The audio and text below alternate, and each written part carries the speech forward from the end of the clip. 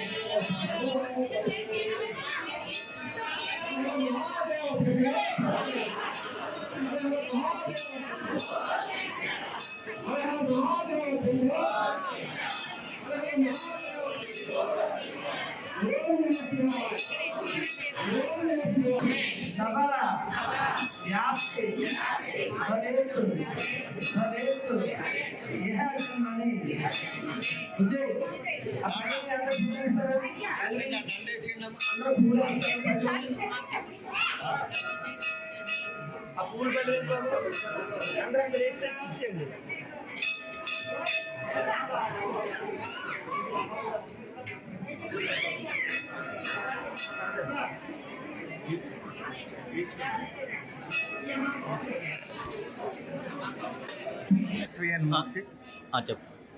నా పేరు ఎస్విఎన్ మూర్తి. ఈ దేవాలయం పేరు శ్రీ శివశక్తి సాయి ధ్యాన మందిరం. ఈ దేవాలయంకి నేను సెక్రటరీగా గత 20 సంవత్సరాల నుంచి కొనసాగుతున్నాను. ఈ దేవాలయంలో ప్రతిరోజు అభిషేకాలు జరుగుతాయి. అలాగనే కార్తీక మాసంలో స్పెషల్ పూజలు, ప్రతి సోమవారం కూడా స్పెషల్ పూజలు జరుగుతాయి. అలాగే రుద్రాభిషేకం కూడా జరుగుతుంది. అలాగే మీకు సత్యనారాయణ స్వామి వ్రతం కూడా ఆ కార్తీక మాసంలో జరుగుతుంది. ఈ మహాశివరాత్రి సందర్భంగా మహాన్యాసపూర్వక రుద్రాభిషేకం సాయంత్రం 9 గంటలకి జరుపుతారు. అలాగనే ఈ రోజున మా లెక్క ప్రకారంగా వేలాది మంది జనం ఈ దేవాలయంలో పూజలు జరుపుకోవటానికి వచ్చి ఉన్నారు.